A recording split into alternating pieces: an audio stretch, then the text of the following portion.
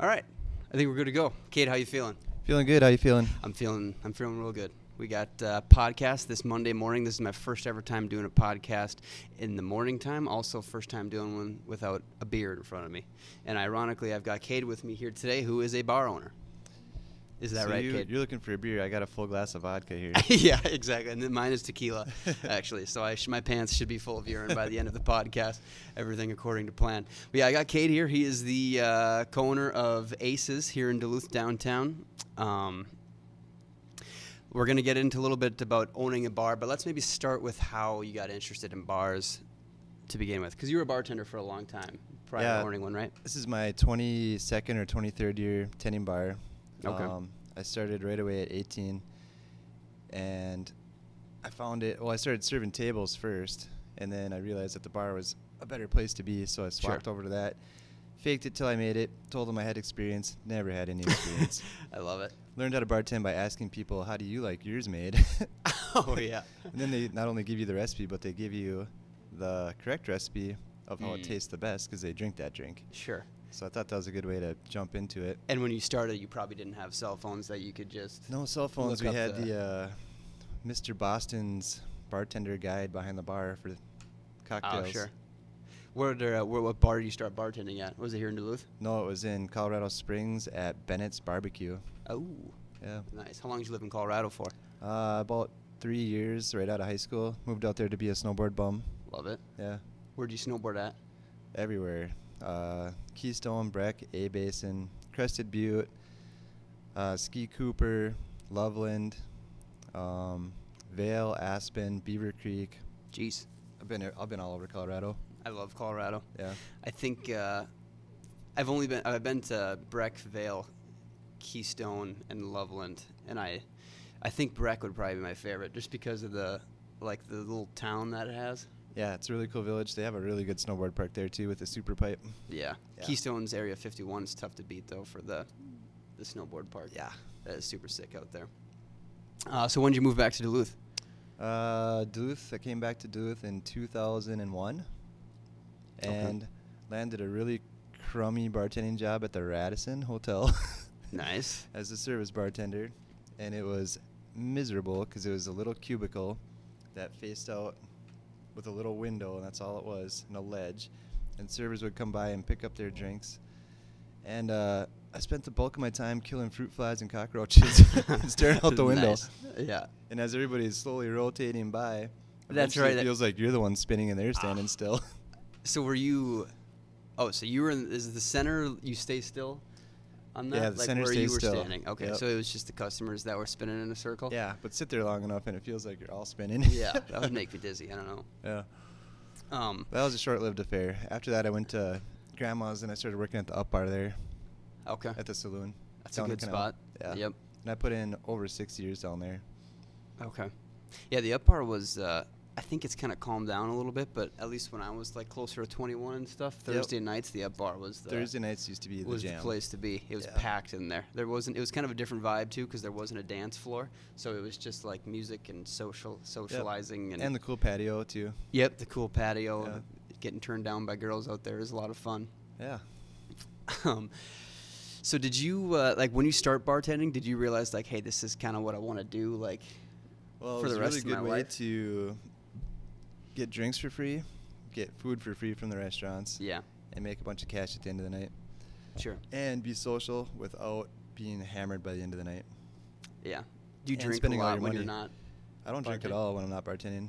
Oh wow. Yeah, I don't have any drinks. I don't have any liquor at my house or any beer at my house, which is good because you just need to take a break. Yeah. Yeah. So I work, 4 or 5 days a week, and then I take 3 days off. Sure. Yeah. I think that's somewhat common though. I feel like a lot of bartenders don't drink when they're not Well, and at you don't work. go to bars when you're not working because you've been in a bar all week at that point. Yeah. So people No are like, interest want to in go going out, back. and you're like, no, I Right. want to do something else. So how did this opportunity to buy Aces present itself? Well, I was bartending at the Ratskeller, and I had been the general manager of that for about 7 years. And Okay. I remember seeing you there before you bought Aces. Yep. And the restaurant upstairs had closed a few times. Tycoon's Oh yeah. it was started as Tycoons, that closed up, and then it went to the Blind Pig. That's right. And that closed as well. And at the time the Blind Pig was closing, I made a intent to buy letter to the owner, and Of that restaurant? of just the Rathskeller. Oh, sure. Yeah. So I wanted to just buy the bar from underneath there. Yeah. And long story short, due to no fault of my own, that fell through. And as it fell through, that's when Chaz came by and was like, well, we want to go buy Aces? And I said, sure. We just turned around and bought that. Oh, nice. It was really just a snappy decision. I'd never even really been in there. I was in there a couple times when I was 21, but Yeah. I had never been back for years because, like I said, I don't really go to the bars when I'm not working. So Sure. Yeah, because it used to be the guy that owned Spurs also owned Aces. Yep. Right? I forget his name. Nick Petronas. Nick, that's what it was.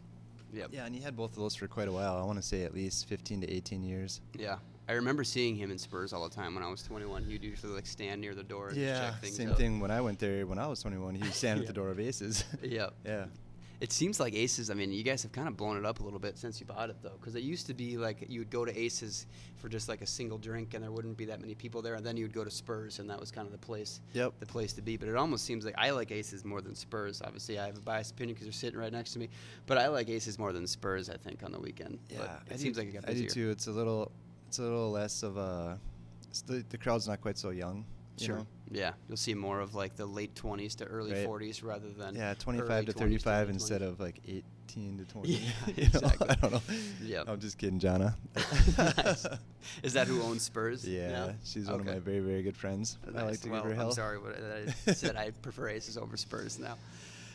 But we have made better of it because we looked at, Chaz and I were just talking about this when we first bought the place. We had their numbers, for the years. Sure. And things have been growing exponentially, so it's working. Okay. Yeah, it's going And good. was the bar making money when you bought it? No, it was in real rough shape. Okay. Yep. What are some of the things that you think you did that Well, turned it around or made a difference? I think by being there all the time, that helps a lot. I think both Chaz's and I's history as bartenders in Duluth helps a lot because we know a lot of people from around that come to visit. Yep. I think that being consistent and having everything stocked that you need to have, not running out of stuff. Mm-hmm. I think having friendly serve staff and not, snappy, angry bartenders. Yeah, that can happen. That can happen. I think having really good DJs helps too. They carry the party. Yep. And as a DJ company owner, I have access to a lot of really good DJs, so that's been really helpful for us. So do you use your own DJ company then for the DJing, or? Well, it's all been kind of conglomerated now. Okay. Yeah. Sure. So yes, in a way. Yeah. Mm-hmm. So you have the bar and the DJ company. Are there any other things that you kind of are dabbling in? Some rental properties. Nice. And then there's always something else going on. Sure. Whether it's freelance bartending gigs or doing just like we all do, everybody's got their little. Just looking for the next opportunity kind of thing. Anything pops up, we'll do it. Why DJing? That is music, probably my first love. Sure.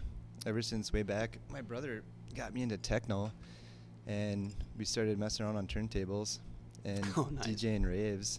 Yeah. All the time, and then the DJ company sprang from the need to make money to buy DJ equipment to spin the raves because raves really don't pay anything. So we had to find a way to, pay for the gear.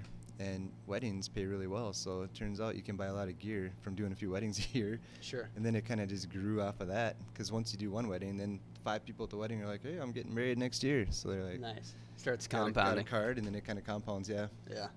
You're still doing weddings, you said, and events and things? I am still doing weddings and events, but not nearly as much as I used to because I've been so busy with owning a bar. Sure. It's hard to get weekends off, and that's when weddings are. Yeah. Because we have so much going on the weekends.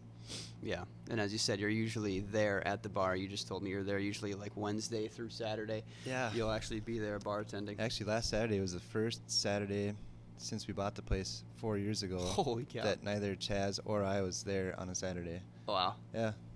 How many other bartenders do you have working there? Well, it kind of varies, but usually we have between 5 and 7 or so. Yep. Yeah. We don't need a big staff because we only have one bar. And if you put any more than 4 bartenders back there, everybody's just stumbling into each other. So Sure. And you get along with the staff pretty well and everything? really well. We have a great staff. Nice. Yeah. That's awesome. I love my staff. I always thought it'd be kind of fun to be a bartender, kind of just like the atmosphere that you're in, you grow that relationship with the other bartenders. And it is absolutely hilarious. You know, Yeah. Johnny McGee shut the casher on his shirt last week and his button got jammed in there. He got stuck to the till. Oh, no. Just little things like that every night are hilarious because he's trying to Yeah. walk away and he's trapped, you know? Yeah, pulling the thing. Yep. That's awesome. That's like the tip of the iceberg. It's a good camaraderie. You know, I bet. when we all just get absolutely stuck in the weeds, eventually we'll just take its stop and just have a shot and be like, all right, here we go. Nice. You know? It gets busy in there too. Yeah. It's like a Saturday night you go in there and like the we're bar is hustling. packed with people. You have your head in the ice bin usually from about 11 straight till 1:30. Yeah. Yeah. It's always as a person that goes to the bar, like if I go to Aces or something and the line is like long, I've always been told like bartenders don't like it when you try to get their attention. You have to just like go there and they see you and they will come up to you type of thing. But I always want to be, hey, I'm right here. Do you see me? It is hard to understand that when you're on the other side, but as you pull up to the bar, bartenders automatically register you and they put you into a queue. So Oh, sure. as you arrive, no matter where you're at in their section usually, because they'll split the bar into 4. Makes sense. Yeah. You'll know the last person you served and then the last person to arrive, and you just work your way back and forth that way. Okay. So everybody's in turn. And granted, you know, that might get messed up a little bit once in a while, but Yeah. pretty religiously we're keeping an eye on who shows up when, and that's how our order goes. And when somebody's jumping in front, it's like, hang on, you should be nice. Just, I'll get you in a second, because you have an order in your head that you're making. You Yep. have the next guy's order that he shouted at you as you're making that, and then if you order, then you have 3 orders in your head, and sometimes they'll start mixing them up. So you got to just kind of go one at a time. Yeah. And some people take that to extremes. They'll snap, they'll throw money, they'll slap the bar. I had one guy at the Ratskiller on a busy night take one of our hard cardboard menus and just whap, Oh my sound like God. a gunshot on the bar. Jeez. Definitely got my attention. I walked over, grabbed the menu out of his hand. I was like, you have to the count of 3 to get the fuck out of the bar. And he's Oh, like, nice. what? I was like, 1. Jesus. And he left pretty quick. Oh, at first he's like, you're joking. I was like, 2. And I got one foot up on the bar like I was going to jump it. And he's like, all right. He learned his That's lesson awesome. real quick that those kind of manners are not acceptable at all. What are like some of the crazier things that you've seen? As far as just customer bad behavior? Customer bad behavior, let's say. Oh, that's a long list, man, especially I throughout bet. 22 years. But Yeah. I guess some of the more recent highlights were there's a little scuffle over by the tall tables, and my bouncer grabbed the guy that was the instigator. Yeah. He grabbed him kind of by the waist and picked him up. So he had him in front of him, and he starts running him out the door. But he was behind him, so he couldn't really realize that the guy was about a head and a half taller. So as they're quickly approaching the doorway, Oh, the no. guy is going like, oh, no. Yeah. Wham, door jam right in the forehead. Ugh. So that was funny when I watched that go down. I got a good kick out of that because the guy Yeah. definitely deserved it. Yeah. There's got to be a lot of that, though. Just like a lot of fighting in the bar. I mean, anytime you have that many people Usually there the fighting together. happens outside, but That's once good. in a while you get a few scuffles inside. Yeah. What about you got to see a ton of guys like hitting on girls and stuff like constantly? Oh yeah, it's been very interesting over the years to see. Have you seen any the funny game that stories people are of trying guys to- getting turned down or? Well, I never think it's funny when guys get turned down. 'Cause, Sure. You know, we've all been that guy too. Absolutely. So, Yeah. Which but, is why I think it's sometimes kind of funny because I'm like, okay, I know Yeah. where he's at right now. but usually the funny ones are like the drunkest guy in the bar who's just slobbering on himself, trying to, you know, throw some game out there and just absolutely getting shot down. Yeah. Because you just knew, he knew he never had a chance in the first place, but just relentless drunkenness, you know. Yeah. But I've heard a lot of good lines over the years, and I've seen a lot of good successes, and you know, we try to. Aces is in a way a singles bar, so Sure. people go there to meet people. And a lot Yeah. of times I mean, you've it's got very the little, successful. you've got the tight knit dance floor out there. Yeah. And And I think that's cool because especially during times of like quarantine and COVID and pandemic stuff, everybody's feeling so sheltered that they Right. really need a place to go and like talk to someone face to face instead of on their phone or via an app or whatever. yeah. I think it's really important for people to get out there and just meet somebody Oh, absolutely. And we have a lot of cool stories where people are like, I met my fiance here, 5 years ago, and we're married now, and we have kids and everything else. And Nice. yeah, so it's cool like that. It's very cool. You briefly mentioned the quarantine. I'm sure you've been asked this a million times, but Yeah. how did that affect you guys? Like right when everything was happening with COVID. Well, initially we were confused about it because it was kind of one of those things where is this really going to be an issue? Right. And then when they shut us down, then we were concerned about it because the bills don't naturally. stop coming in, and then Right. Yeah. you have no income coming in. And then the state helped out a little bit, and we had also kind of prepared for maybe not that exactly, but just for bad times. Sure. Makes so sense. we were able to pull through it. And then immediately when it stopped, everybody came out in such force that things just blew up. So Yeah. it was really kind of almost a good thing in a way. Sure. It It kind of catapulted it. did kind of catapult, yeah. How long were you guys shut down for? Was it like I think in total we lasted 5 months. Holy cow. I didn't realize. Of actually having to be closed. And then Yeah. we had another, I want to say, at least 3 months of like limited hours and Limited like weird capacities restrictions and- and things like that. Yeah. And limited capacity, and you have to shut down by 10 o'clock. And that was actually more difficult than being closed because now you're running up utility bills. But for us as a nightclub, all of our business happens after 10 o'clock. Oh, right. So yeah. we're basically standing there for a few hours with the good friends, hanging out. Yeah. And then the time to go, guys. Right. See you later. That's crazy. So that was a little weird. I'm glad that's over. 5 months. I don't know why I didn't remember it like being that long. Yeah. Well, it was like 3 months, and they turned us back on at limited for a while. Yeah. And they took off another 2 months. That was crazy. Yeah. It was weird though. I think Jesse and I had talked about it a little bit in the last podcast, but we just like when it first hit, we didn't know like what COVID was. There was like people were saying like could be 10 to 20% like death rate coming in on it. So it was kind of a weird. People were buying toilet paper and like hoarding bread and chicken breasts and stuff. I got COVID right out of the gates. Did you? Like instantly. Have you had it since? Yeah, I've had it twice now. Okay. Yep. But I'm fully vaxxed too and boosted, so I mean, I don't know. Should help. Also, I never got sick from COVID. It was like a headache.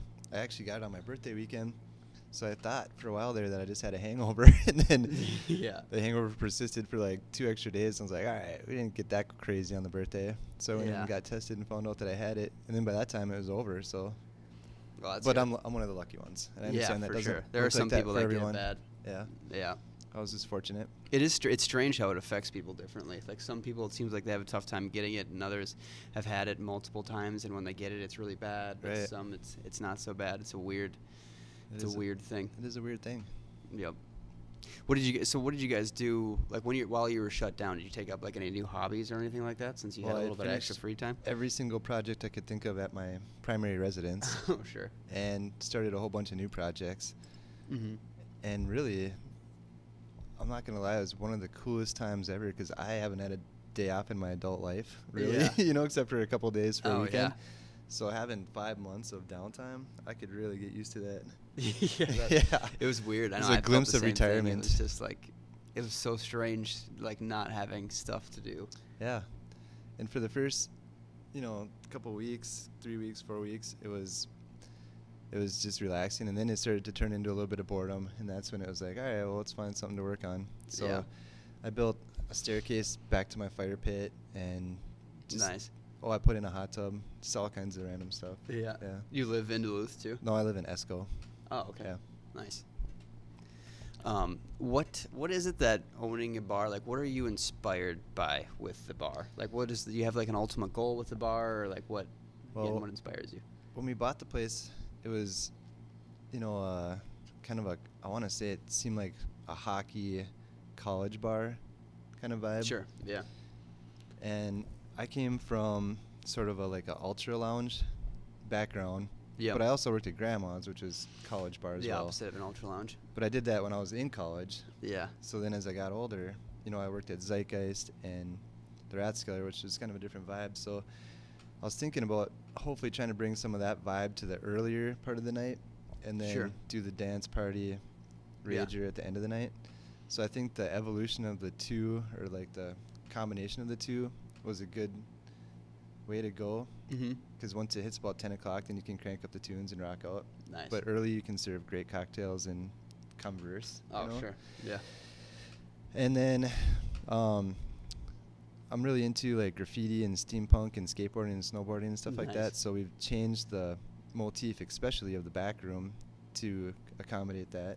Okay. And like the main art in the front room is all graffiti, whereas before it was like scantily clad women from Nick Patronus's Beautiful. days, you know? Yeah. So it's just very classy. just kind of like toning that down a little bit and then moving it to more of like a urban sort of feel, you know? Sure. Yeah. Okay. Do you have any plans for any type of change? Well, we always have plans where we're constantly trying to like take things to the next level. But Sure. space is limited, so it's hard to reinvent the wheel in there because everything kind of sits where it sits. Right. You know, so I think as far as anything drastic, probably not. But just getting new games, better atmosphere. It's like eclectic, you know, because as you live in a house, you gather stuff. People bring stuff right. to your house. You get new furniture. You get, you know, a different picture on the wall. And that kind of happens when you have a bar, too. You know, you get pictures on the wall from your customers. You get random things they bring you from their vacations that go up on the shelf. And, Nice. you know, just kind of like add another skateboard to the back room, things like that. Nice. You know? Yeah. Just Okay. kind of fills the place out and makes it homier, you know? Sure. Yeah. Makes sense. Yeah. You think you'll get any more bars in the future? Yeah, I think so. We've already been looking at places for a while now. Places specific to like Duluth, the Twin Ports area, or if you Yeah, I consider don't other want to be, areas? you know, because I like to be pretty hands-on with my Sure. establishment, so I think that it would have to be right around here somewhere. Would you want to stay downtown? Yeah, I like downtown. Probably, I guess ideally it would be maybe Superior Street, block down. Okay. Yeah, I like First Street a lot, but First Street also has some interesting people that live there.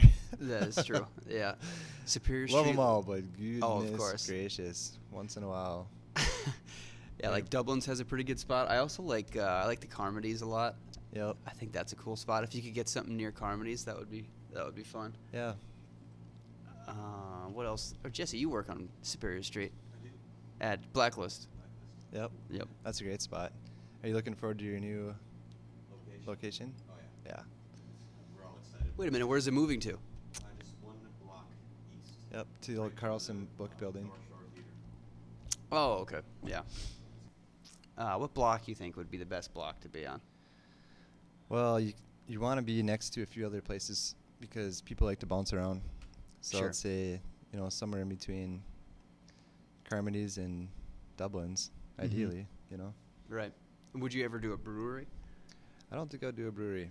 I think that the breweries that we have in Duluth are really good at what they do. That's very true. But I think that there is a max number of breweries per city that you can have, and I think we're closely approaching that number. Like legally?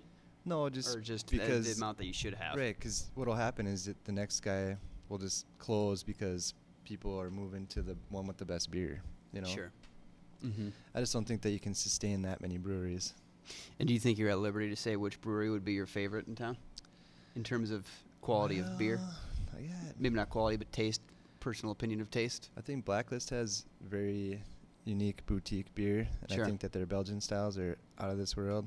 Actually, I think a lot of breweries have really good offerings for what they're specific to. Ben Paddle all around is a very cool atmosphere and Yeah. kind of a local staple. I also like the cideries too. Yep. Yeah, those are fun to hang out. They're always doing stuff over the summer too. Yeah, I the think it's cideries kind are of just fun. cool as I think that's good to have a multitude of options. 100%. You know? Yeah. Yeah. Yeah, and it's cool. Like the breweries in Lincoln Park if it has a little bit of a different vibe than like Blacklist or Hoops, the ones that are like downtown in Canal Park. Right, and the ones down in Canal Park tend to be a little more tourist oriented. For sure. And I think the Yep. beer quality suffers sometimes with that because they tend to move towards beers that are more enjoyable by the masses, and I think you Mhm. lose something in that when you're doing real craft brews, Yeah. you know, and you're catering to the locals. Right. I think they're a little more selective, and I think you get a better selection out of that. Yeah, like Lake Superior Brewing Company definitely is appealing to the masses on their list of beers that they have. Yeah, Which is important too, especially if you're in Canal Park, because the volume of people that come through there really It's want to crazy. drink light beer, and if you Yeah. don't have Mick Golden Light, you better have An equivalent. an equivalent. Yeah. Okay. So if you didn't have a bar in Duluth, where do you think you'd want to own a bar? On the beach, somewhere down in the Caribbean. Oh, really? Yeah, for sure. Like Puerto Rico or something, are you saying? Yeah, Costa Rica, Puerto Rico, wherever. Nice. Just Caribbean, Mexico, I don't know. wear a little Hawaiian tiki shirt bar. and a straw hat every day to work. Yeah, I think that'll be retirement plans, you know. Nice. How old do you want to be when you retire? Is tomorrow too soon? Yeah. So you would just, that would be a sweet gig if you just retired, moved to Puerto Rico, and you would want to own the bar, or you would want to just be a bartender at a bar? Oh, you got to own the bar. Being a bartender is great, but I've noticed that the jump from being a bartender to being a bar owner is not a large jump whatsoever, because bartenders basically do everything that the owner does, Oh, sure. you know, except for a little bit of paperwork. Mhm. And the paperwork's really minimal, so Yeah, I honestly wish I would have jumped into being a bar owner a lot younger than I am now, sure. because when I finally did it, I realized then that I could have been doing this for a long time. Uh-huh. Yeah. Is it different in, like, doing, like, a restaurant? Like, are the margins different, or are the... Yeah, the margins are a lot better selling liquor than food. Also, that was one of my prerequisites for buying Aces, that it didn't serve food, because I didn't want to have to deal with kitchen staff, which is very hard to keep employed, because Sure. they tend to, there's a lot of turnover in kitchen staff, Mhm. you know, Yeah. spoilage with food, there's a lot of losses in food service. It's really Yeah. hard to keep up with that, and you actually have to have really good food, otherwise people won't come, which means you have to buy quality ingredients, which are more expensive. Sure. And it's really, I think a lot of places, even restaurants, count on their liquor sales to offset their food. You know? Oh, wow. Yeah. So it makes more sense just to not Yeah, have so food. just skip the food. And if you want, you can do some frozen pizzas or something. This is an Yeah. option, but You we- guys don't do that, we though, don't right? do any food, no. Yeah. And it works out fine. Once in a while, people will ask if we have some snacks or something, but fortunately, we have Sammy's Pizza next door, Coney Island across Right. the street, Herbert's and Gerbert's. Yep. And I'd say just go grab it and bring it over. That Herbs and Gerbs is perfect, too, because they're open late. They're open late. Till, like, 1 or something like that. I always thought Coney would do well if they stayed open late to catch Oh, the yeah, right college across crowd. the street. You know, because remember how Luce used to be the after 100%. bar zombie line where Yeah. everybody's standing there like pizza. Oh, yeah. I think- was in that line many times.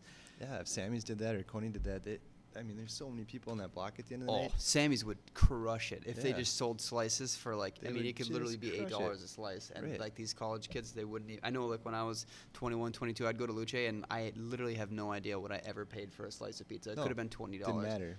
I was And you just want so the pizza. hungry that I was willing to pay it. And then in the summertime, we have food trucks out there, and those guys Ooh, yeah. tend to clean up on that. I bet. But I I'll- think having like a staple restaurant that's open late. I So think does Luce not do that anymore? Probably not, right? They don't do the pizza thing anymore? You know, I don't know if you've noticed this, but restaurants in Duluth are all like closed by 10. I know. They don't open till 4. Yeah. Most of them close at 8 or 9 now. You can't get any late It's night so food. annoying. Yeah. I live above the Crooked Pint, actually. Yep.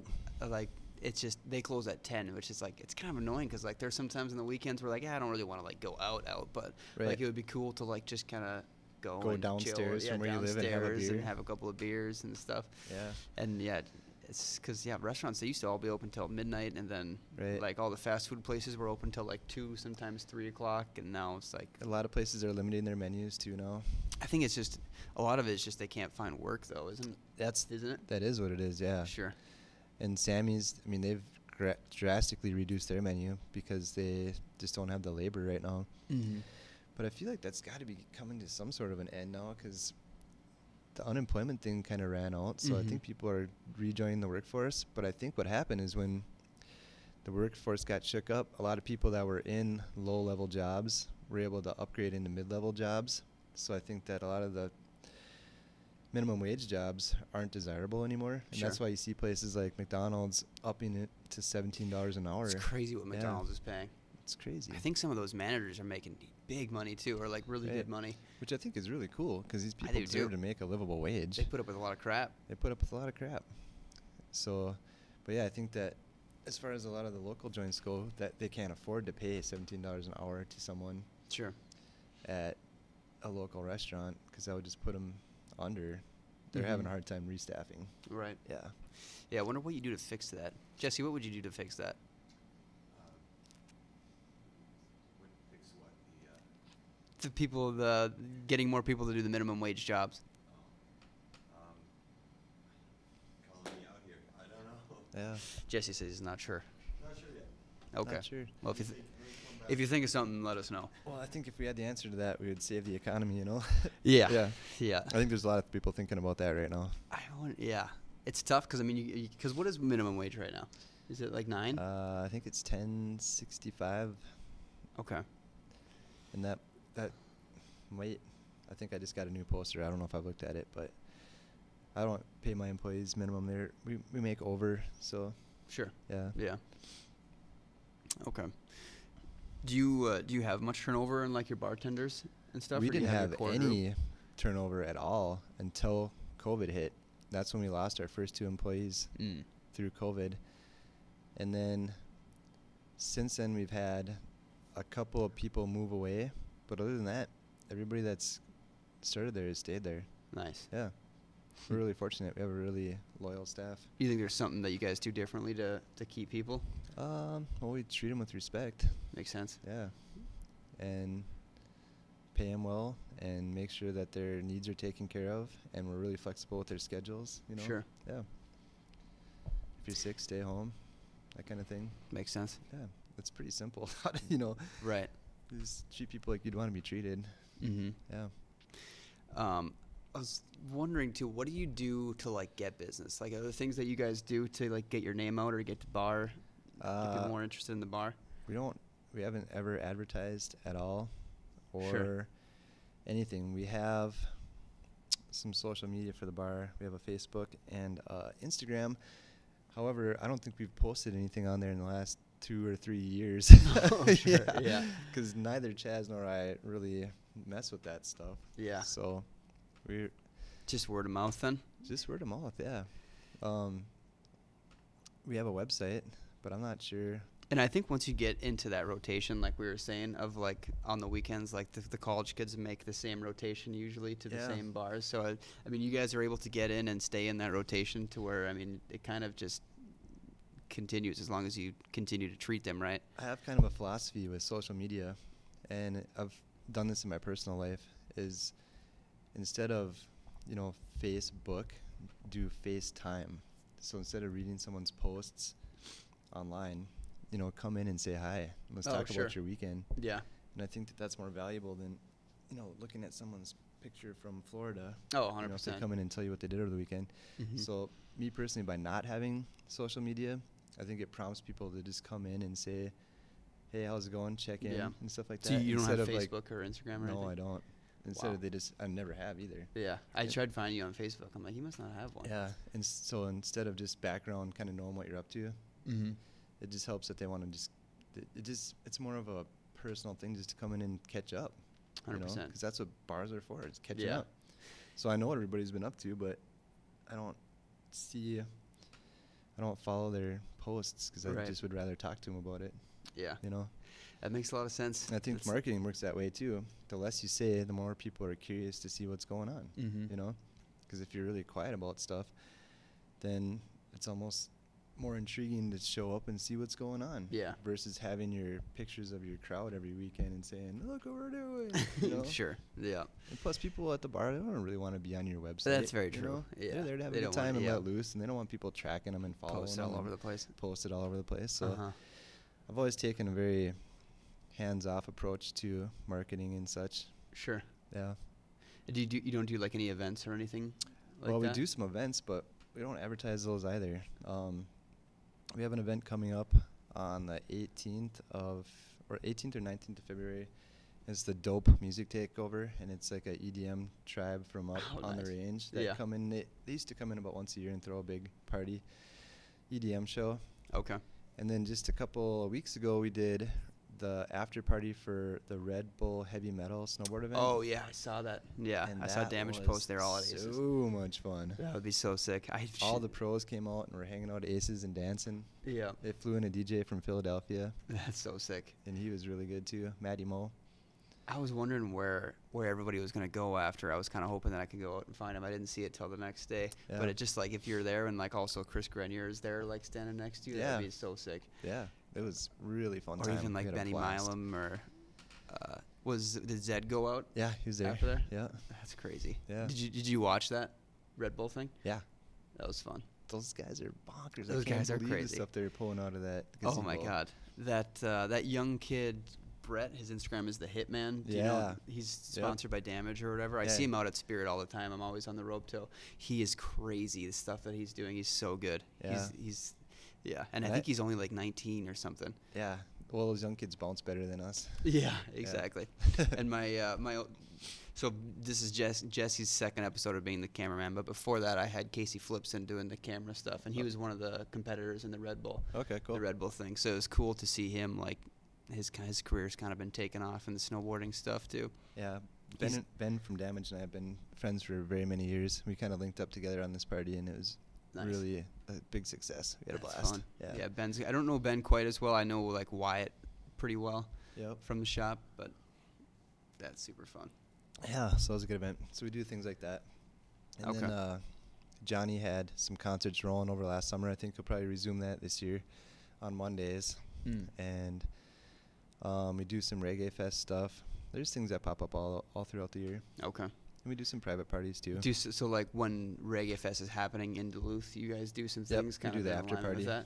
that? Yeah. Okay. And that's really cool too, because they bring some really awesome like dance hall DJs out, Sure. and that's a fun change of vibe, you know. That Reggae Fest is Yeah. fun too. The music is like I listen to reggae and I like it. I just don't listen to it all that Right? often. I don't but know it either, but when they play it at the club, it's like, wow, this is really cool. It is. Yeah. It's super cool. And like actually, like at the festival, like just the vibe is. It feels like such a different crowd that's out there than you usually see. It is. And everybody is just so much fun. Same thing in the bar. It's a way different crowd than usual. Oh, for and sure. that's cool for just a change of pace too. Yeah. You know? It's like a takeover. I Yep. like it a lot. It's a good group of people that come in. They're 100%. What other events do you like at Bayfront other than Reggae Fest, or that you guys maybe not profit, but you see a lot more action because of those events? I guess Just Grandma's, I'm sure, obviously, Grandma's isn't really huge for the bars, to be honest with you. because everybody goes down to the tents. They go down to the tent, and then also, even with the tents, the crowd that are competitive marathoners are not huge drinkers. That would make sense. They're fitness people, Right. You know, Yep. they spend a lot of time working out, and then a lot of times, you know, they don't want to wreck their diets or their physiques by a bunch of calories for beers or Mhm. whatever. I've just noticed that throughout the years that who does party for that weekend is their families and friends that come up to support them. Yeah. Yeah, but usually they don't party on Friday night, which you'd think would be a really big night because everybody's getting a good night's sleep for the race. Sure. Yeah. The restaurants do really well with people going out to eat and stuff because there's such a large influx of people in town. Yeah, like 100,000. I But the think, or nightclub something is ridiculous. not that far out from a normal night. And then Huh. on Saturday, we'll see a little celebrating at the end of the marathon. Sure. And a lot more of that is the people that are like, if I was going to try to marathon, and I'd say, like, I survived this thing, and now let's go get Yeah, some now drinks. it's time you to know? celebrate. Yeah. 100%. That's what I Versus would the do people too. that are actually really into it. Yeah. I think it was 2019. I forget the dude. He was like Kenyan or something like that, but he Yeah. got first place. And I think I remember seeing him at like the Flame or something crazy like that. Like later in the night. I forget what the dude's name was. It was Yeah, I know who you're talking about. yeah, but he was out. Yeah. He was out partying. I saw him at the Flame, and then I saw him at Luce, like getting pizza at the end of it, and like Yep. he was like all He these just people were crowding Pretty around. much him and whipped stuff. everybody at the race, you know, by like an Oh hour my under. god! Yeah, I remember seeing him run by, and I was sitting at like the 22-mile mark, and he was like Full running sprint. faster than I can sprint still, like just long strides. Yeah, Those it's- guys are just a pretty different impressive. breed. It's ridiculously impressive. It makes me just feel like a potato or something like that. Same. But I do like to tell everybody that comes into the bar on those nights that I just finished the marathon and now I'm working my shift. Nice, why Helps not? with the tips. Absolutely. Oh man, just put in 26 miles. Oh, good run. Yeah. We're gonna make it through this night. Yeah, I thought about running back, but I had a shift I had to pick up. All right, let's see. I mean, I've burned through quite a few of my questions that I have here. Actually, what about this? What are some interesting drinks that you've made? We have some, I would say, house favorites. The flux capacitor is a big one that a lot Is of that people a drink. shot? That's a shot. Okay. It's green. I've had it before. For those of you that don't know, the flux capacitor is the time travel mechanism from the DeLorean in the Back to the Future movie series. Oh, yeah. So Okay. if people ask what's in it, I just tell them 1.21 gigawatts. Okay. Yep. Got it. I haven't seen that movie in a long time. I was probably 10 years old. Yeah, that's one of those secret recipe drinks. Oh, so you don't tell people what's in it? 1.21 gigawatts. Got it. Yeah. Got it. They're really good, though. I've had it before, for sure. They're really tasty. And then another one of our sort of secret features is smoked caramel Manhattan. Holy cow. And that's a spin on the traditional Manhattan where we add a few extra things and then smoke the whole thing over cedar wood chips. Mm-hmm. That's pretty tasty. A lot of people really like that. So you're probably not making a ton of those like Friday night at midnight or No, 1 that's o'clock. more for lounge hours. Sure. Yeah, from 6 to 10 If or somebody whatever. asks you to make one of those at 1:30, We'll do it. Yeah. But usually it comes with one of these looks. You know, Yeah, like are you effing kidding me right now? You got 50 people standing in front of you and you want me to make this thing for you? But I'll still do it and smile Yeah. about it. No, but that sounds good. It'll the hold up caramel. the show for a little bit. What about a drink that you just hate making? So I guess it depends, because if it's early in the night, I don't hate making any drinks. I would love to make you the coolest drink, the fanciest, most complicated thing in the world. Sure. But when it's busy and you're in the weeds, I guess if anything that has more than 5 steps to it, or 5 different liquors to it, Yeah. minus Long Island's, because those you can grab 2 bottles at once on those. But if you want a cosmopolitan, I guess, or like anything you have to muddle, an old fashioned, those are just tough when it's really busy. Sure. It's not like you hate making them, but Yeah. if you have a list of 10 drinks in your head that you're hammering out, and somebody goes, "I'll take 2 old fashions and a Cosmo and a,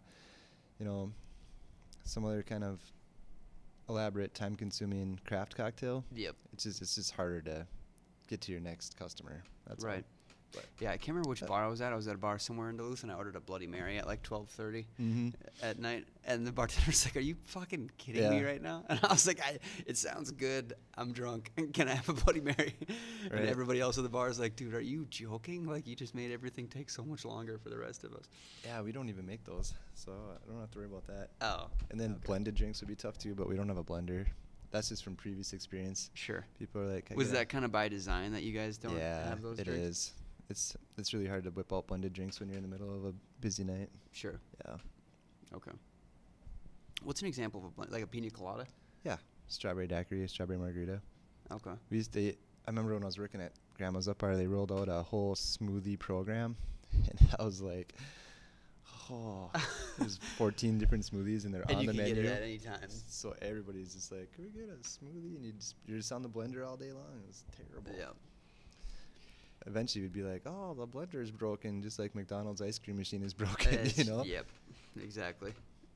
The up bar is kind of is there a night of the week now that gets busy again, or is that just kind of a slower bar now? I'm not sure. I haven't been there in I years. haven't been there either. Yeah. Because like we said, that used to be like every night of the week. I remember when I turned 21, I just you quickly learned like which bar that you're supposed to go to. Oh yeah, there's a circuit to it. It's Yeah. like the Reef on Tuesday. Tuesday. It was the Rex on Wednesday. Yep.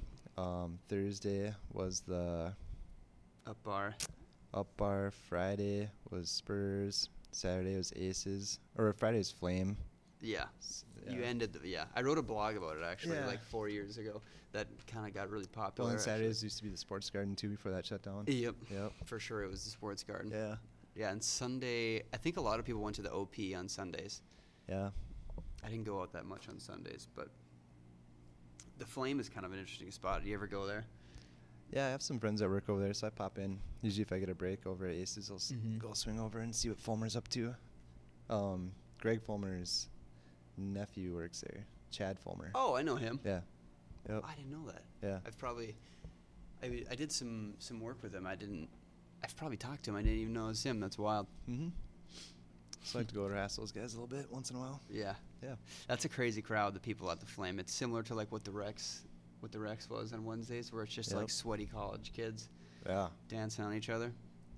It is. It's quite the. Yeah. That's the weekend though, man. That's what everyone wants to do, I guess. That's true. I might be getting too old for that kind of. Well, I shouldn't say that. I literally was I just gotta be out honest, I never 2 did that. weeks I ago. never did that in college either. I was always doing other things. I don't know. I definitely did.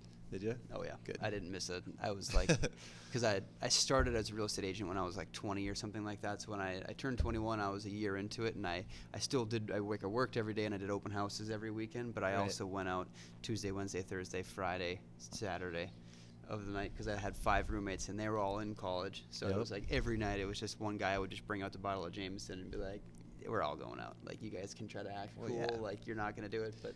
We did the same thing, but we mostly would go to different houses. I think we spent Sure. more time hopping house parties. Yeah. I did in college than going to the bars. I kind of miss the house parties. I think because I didn't have the money to hang out at the bars in college. It's expensive. Because I look at, some of the kids that do come out all the time and what they're rolling through.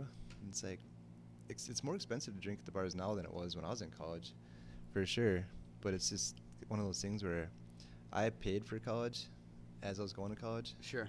And to do that and try to have money to go out was tough. So it was a case of Milwaukee's Best Ice Oh, gross. for $5 or $8. Oh yeah, those And were cheap. then it was a $5 Little Caesars pizza or whatever. That was dinner and drinks for the weekend. I You actually know, like Little Caesars. It's not that bad. I like Little Caesars too. I get a lot of hate for it, but I don't think it's that bad for the price. I mean, No. but Milwaukee's Best Ice, that stuff is absolute garbage. I remember was- that was the first beer I ever threw up off of. Yeah, it was. I think I bad. was 14. But it had the highest ABV, and it was the cheapest. So Yeah. that's why it got bought. I did a lot of Pabst Blue Ribbon.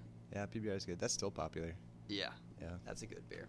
But I went to LSC for like 3 semesters, and then I dropped out of college and started doing real estate stuff. So I was like working full time. Yeah. So I was all about the bar scene.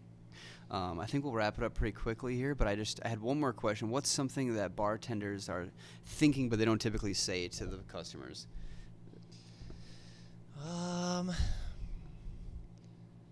don't. That's a tough one because we're usually not too judgy back there. It's really probably only for that is probably really only reserved for rude people. I would say. Yeah. So you people know? that probably have it coming. Right. And then what we're thinking is usually like, who raised you and how do you feel like it's cool to act in public like this? Yeah. You know? But other than that, I really like watching everybody do their own thing. Sure. You know? There's so many different styles of dress now, and there's so many different types of attitudes and people, and it's just a big mix of really, we see all types, and it's cool. It's culture. Yeah, I was gonna say it'd be interesting to be like sober in that drunk environment. Yeah. So much, and like you said, to see like the culture, and especially you who has done it for a while, like see how cultures change over time. And it's so fun, and a lot of times I just wake up in the morning just like laughing in bed because it's like, did that really happen last night? That's Or hilarious. like, what a goofy bunch of people were hanging out here last night. Or just, it's constantly just good vibes. Like I smile all the time because it's so over the top entertaining. It's like the best entertainment ever is just watching people have a good time. That's fun. Yeah, watching people's goofy dance moves on the dance floor. It's Yeah. just like all of it. It's very entertaining. And I appreciate all the cool people that come on. Yeah. Yeah. Okay. I do. That's awesome. Yeah. Well, I don't think I have any more questions. I mean, is there anything else you want to cover? Not really. Thanks for Okay. having me. I really appreciate you coming on. Aces is an awesome bar. So anybody who's watching this in Duluth or outside of Duluth, you got to go check it out if you haven't been there. I'm sure most of you have probably been there, though. It's a pretty popular spot. But thanks again for coming. Anything you want to plug before we leave? The DJ company or?